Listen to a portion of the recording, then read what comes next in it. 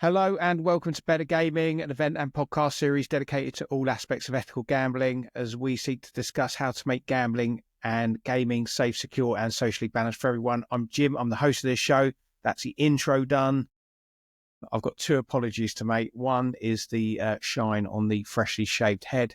And the second is, if you may, in the background here, my son absolutely going nuts over his FIFA game playing Arsenal. So if any of those are distractions, I apologise in advance. Today, just going to discuss the article that I'm sharing on screen, which was really informative and caught my eye once again. And it features inoculating people around gambling adverts. It's written by two lecturers. I think I've seen one of them speak at an event, but there's, let me just go across here. Yeah, here we go.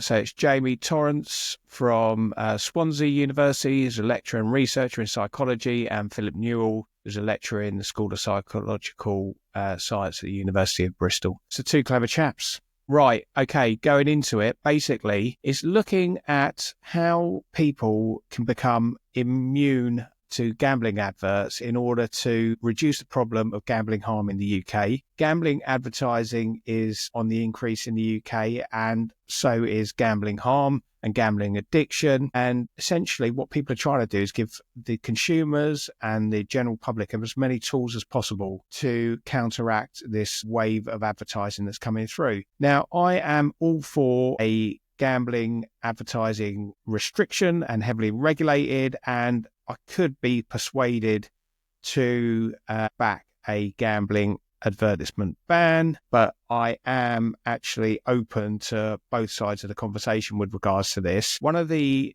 elements that I'm not open to is the advertising or the enticement of free bets, which I do believe should just be completely banned. So let's look into this article, and it's talking about research that has taken place in the UK, and I think the current market spend for gambling ads is around about £1.5 billion, in the UK alone, spanning television, sports, sponsorship and social media. And basically what it's doing is like really infiltrating into every aspect of sport and culture. And one example that they cited in this article is 1,565 gambling logos were visible via pitchside hoardings and on player kits during each English Premier League match in 22-23 season. So 1,500 exposures of gambling ads, for want of a better term. They are saying that the sporting events are basically exploiting fans' emotional bonds with their teams and their favourite athletes and role models.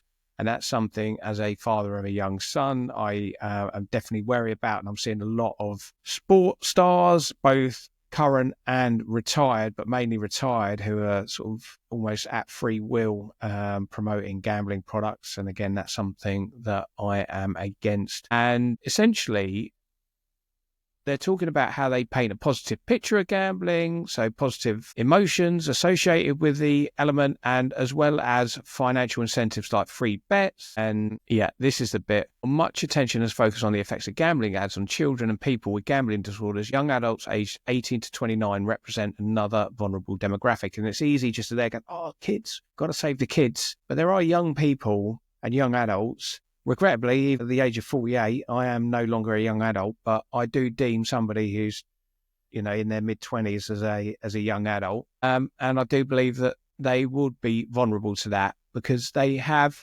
a lower level of advertising literacy. Now, obviously, there's going to be some that have a higher advertising literacy than me, but that's not that particularly hard. But just generally across the demographic. And yet, young adults are less equipped to recognise and resist manipulative techniques. And then they talk about this inoculation theory, which is super interesting, whereby essentially what they did is they produced a video which targeted 5 common advertising strategies against positive portrayal of gambling, demographic targeting, embedding gambling in sports, free offers and affiliate marketing. And essentially, it's a counter video which explains that the promotion of for example, of a free bet, when you go into the fine print and look at it, that free bet is nearly impossible to withdraw, and it will require you to deposit £300 of your own money and put down around about 50 wagers on slots before any withdrawals are allowed. So all of this right in your face,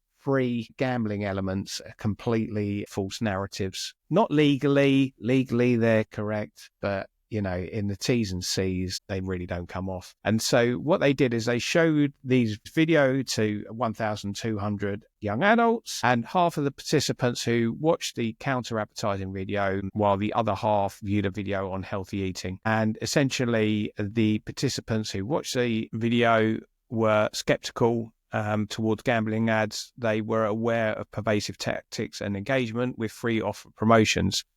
So really, really interesting element of how to counter gambling ads. The only problem is that in order for that £1.5 million to be spent on gambling ads by the operators, you're going to have an equal or counter-weighted, or at least a substantial spend on the counter video. I just don't think it's there. They talk about the £100 million in annual research for the prevention and treatment of gambling-related harm with the statutory levy. Again, there's confusion with that, but that's got to be split out in 3 different ways. So that's also got to be covered in treatment with the NHS gambling addiction clinics, as well as advertising. And essentially,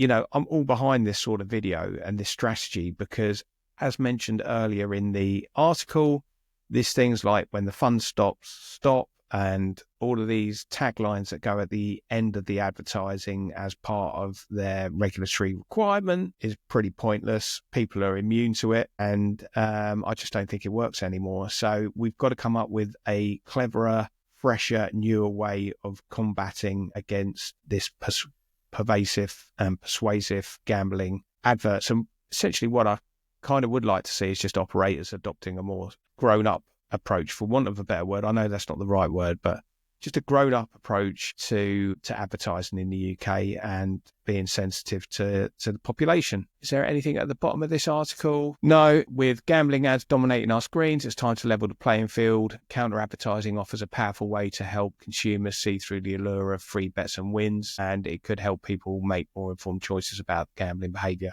Again, I'm all for that. So if this is something worth exploring, I'll get behind it. But yeah, that caught my eye today. And this was featured in the Conversation, which is an academic meets journalistic publication, all creative licenses, and you can find it on theconversation.com. Thanks a million for watching. See you in the next video.